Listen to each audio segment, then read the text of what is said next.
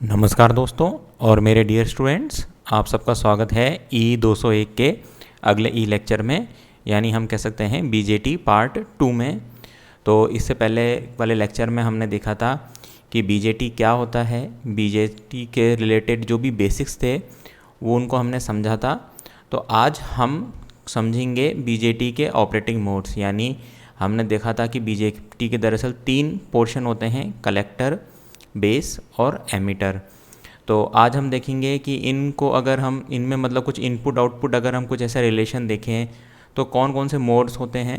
तो आज हम उन मोड्स को देखेंगे, उन मोड्स से रिलेटेड और कुछ टर्मिनोलॉजीज निकल के आएंगी, उनको समझेंगे और फाइनली फिर हम और बीजेटी को इन डेप्थ में समझेंगे। ओवरऑल इसका ये कंक्लूजन है। तो चलिए आज चलते हैं जहाँ पर लास्ट हमने छोड़ा था। बीजेटी का मतलब कलेक्टर, बेस और एमीटर को समझा था, उनमें किस किस टाइप की डोपिंग होती है, यानी एमीटर तो हैवीली डोप्ड होता है, कलेक्टर मॉडरेटली डोप्ड होता है, बेस जो उन दोनों के बीच का पोर्शन होता है वो लाइटली डोप्ड होता है।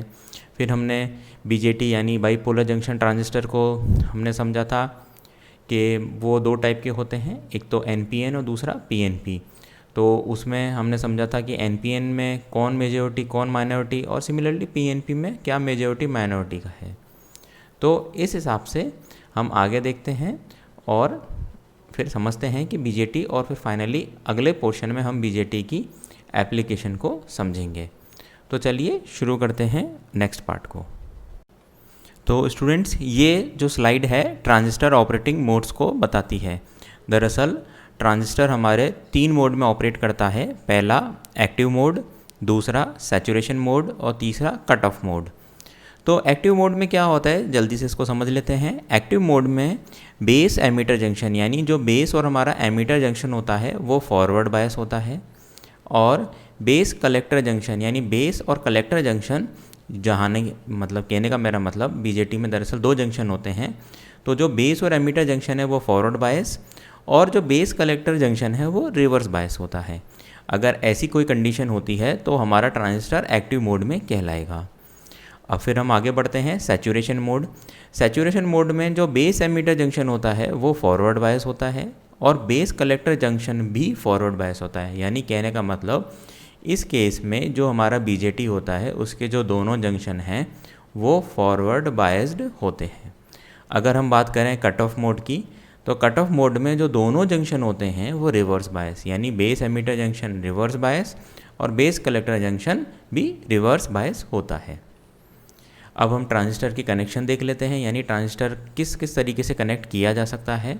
तो transistor can be connected in a circuit in following 3 ways. पहला कॉमन बेस, यानी बेस को कॉमन किया जाए। अब कॉमन का क्या मीनिंग है वो मैं आगे समझाऊंगा।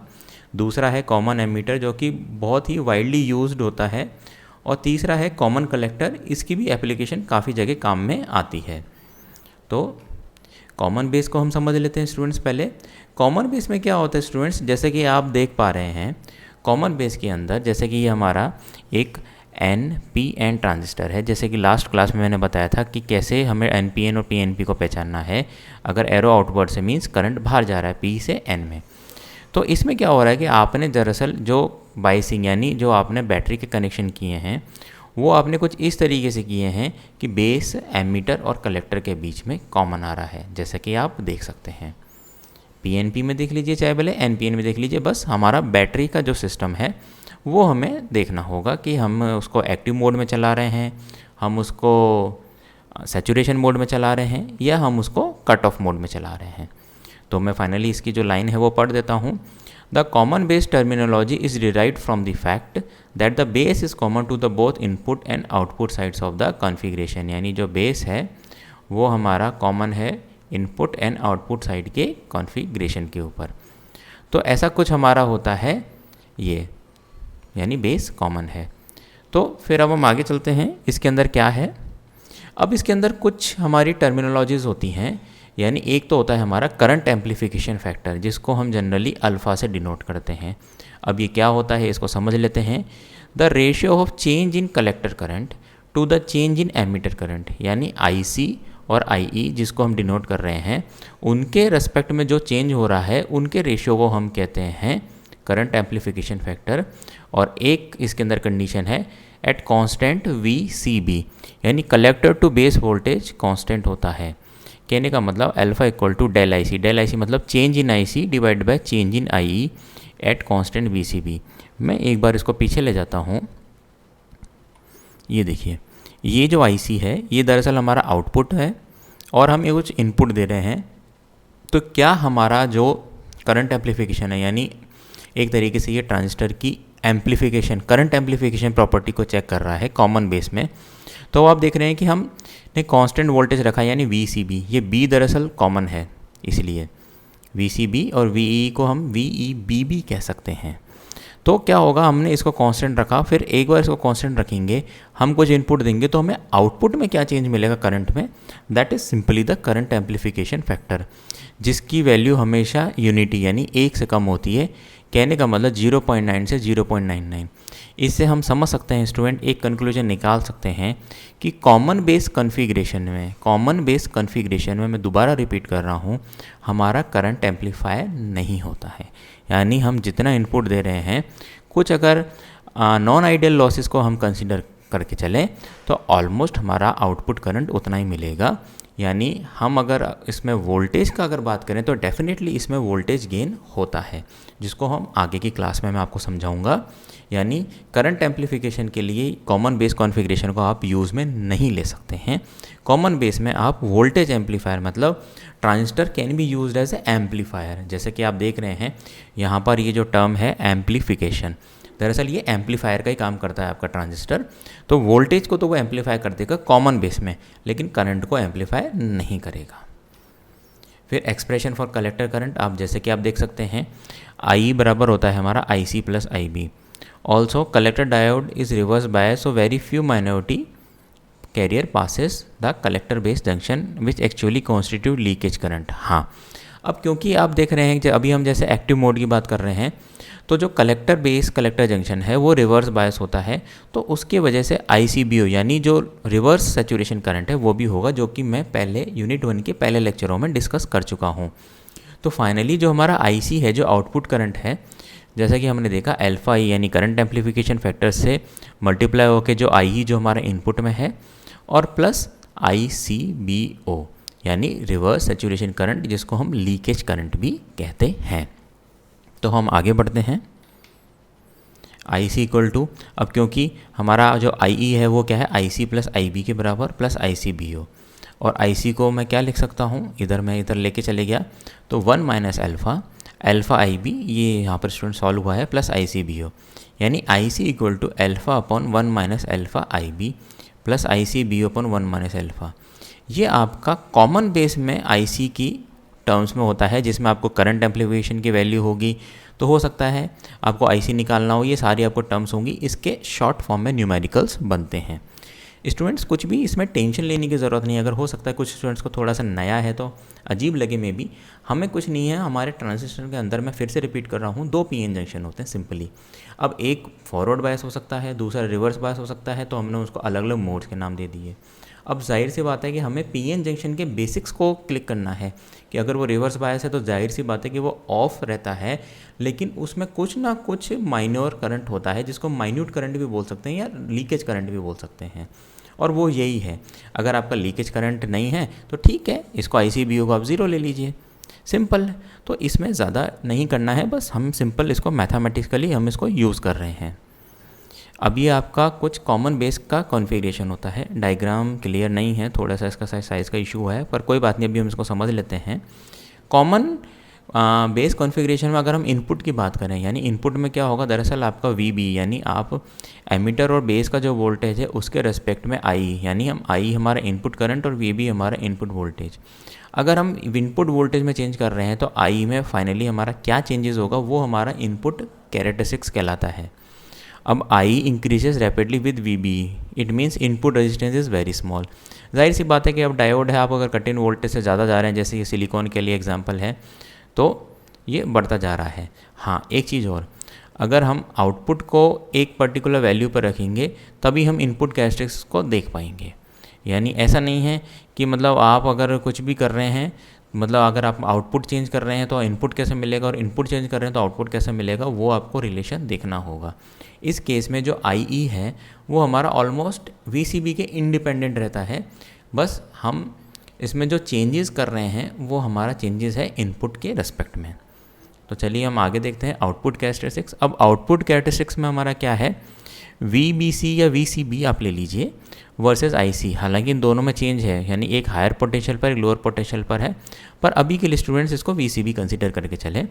यानी हमारा जो आउटपुट कैरेक्टरिस्टिक्स है वो हमारा output current versus output voltage, यानी आउटपुट वोल्टेज के रेस्पेक्ट में आप कितना आपको मिलता है।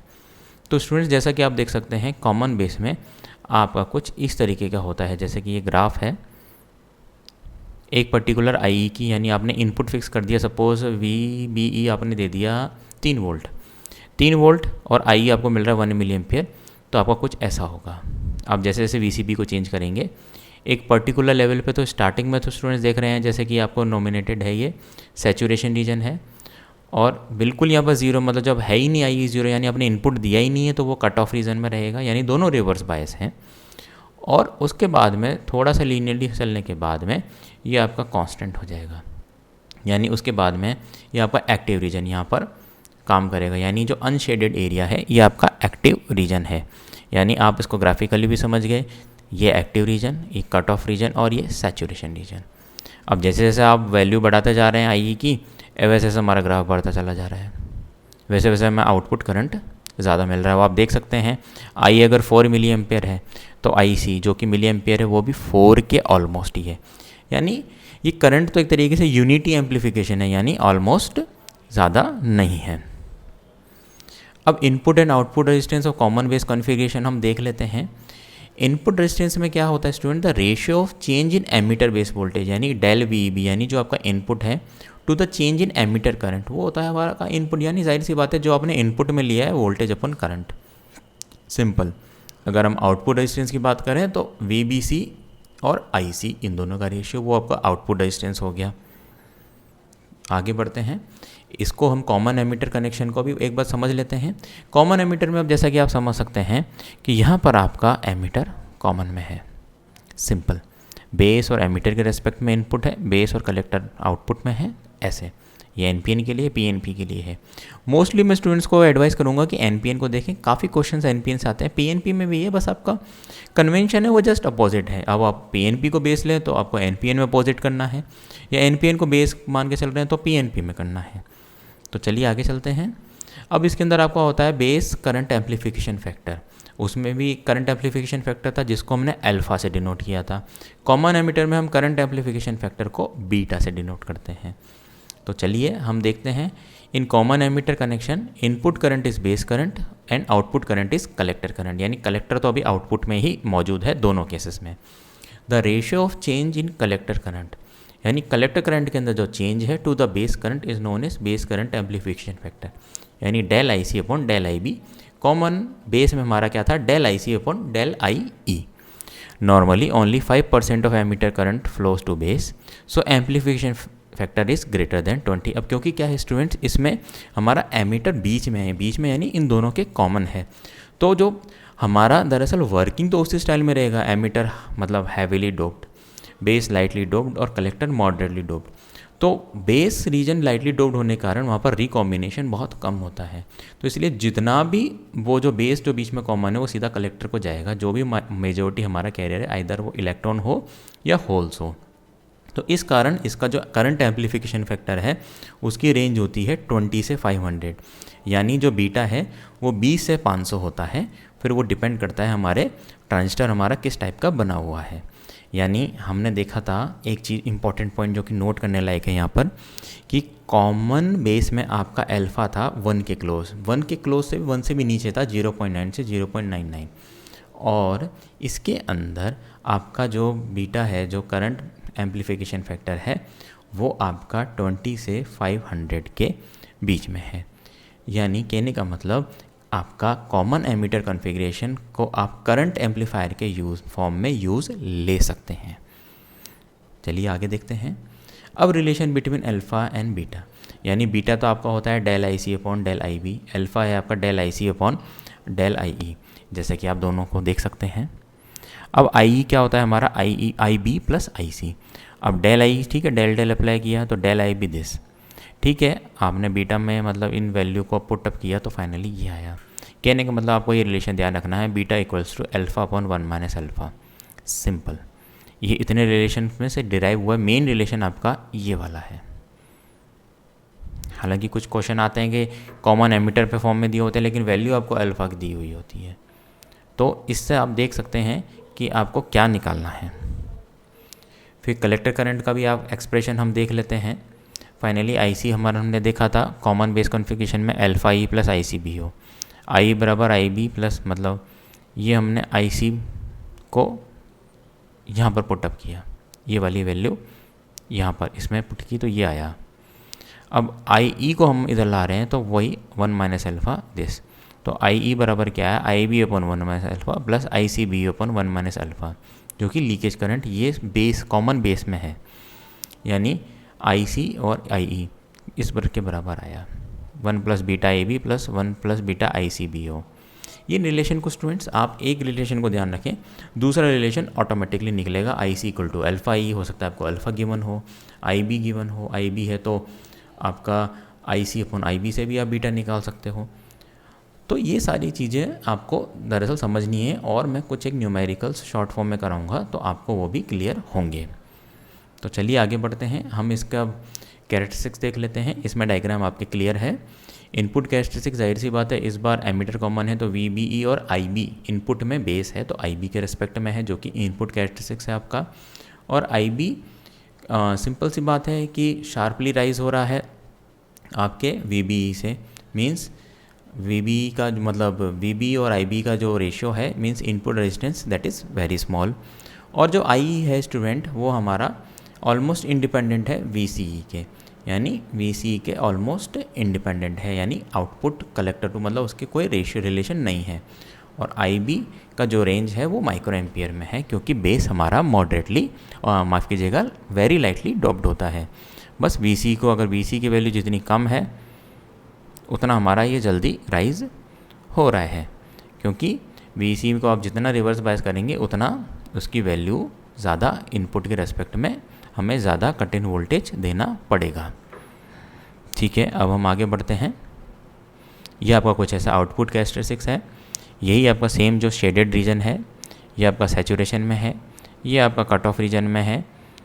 इसमें स्मॉल वो जो आपका लीकेज करंट है, माइनॉरिटी करंट जिसको हम बोल सकते हैं, और ये जो बाकी का जो अनशेडेड एरिया है ये आपका एक्टिव रीजन है। और जो आउटपुट कैरेक्टरिस्टिक्स है वो मैं बता सकता हूँ आईसी और वीसीई के रेस्पेक्ट में है, और ये अलग अलग वैल्यू है आपके बेस करंट के रेस्पेक्ट में। जितना कम वैल्यू उतना उसके हिसाब से आप देख सकते हैं यहाँ पर 1 मिली एम्पियर और 10 माइक्रो एम्पियर कितना बड़ा एम्पलीफिकेशन हुआ है, 20 माइक्रो एम्पियर 2 के अराउंड। तो इस तरीके से आपका ये होता है। अब इसका इनपुट एंड आउटपुट रेजिस्टेंस मैं नेक्स्ट क्लास में डिस्कस करूँगा, उसके बाद में हम कॉमन कलेक्टर कॉन्फ़िगरेशन को पढ़ेंगे। तब तक के लिए स्टूडेंट्स इसको एक बार रिवाइज़ करें। नेक्स्ट क्लास में मैं दोबारा इसको रिवाइज़ कराऊंगा ताकि स्टूडेंट्स इससे यूज़ टू हो जाएं। तब तक के लिए स्टूडेंट्स अपना ध्यान रखें।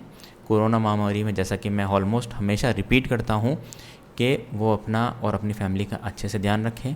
हाँ, एक चीज़ और स्टूडेंट्स, आपके कॉलेज में एडमिशन स्टार्ट हो गए हैं RPGPC दौसा में, तो अपना कोई भी फ्रेंड कलीग अगर उसमें एडमिशन लेना चाहे तो ज़रूर लें। अच्छे से अच्छे फैकल्टी है जो गवर्नमेंट के द्वारा अपॉइंट की गई है, और इसका जो पर्टिकुलर पैम्पलेट है उसको भी मैं शेयर कर दूंगा। तो स्टूडेंट्स अपना ध्यान रखें। तब तक के लिए थैंक यू सो मच।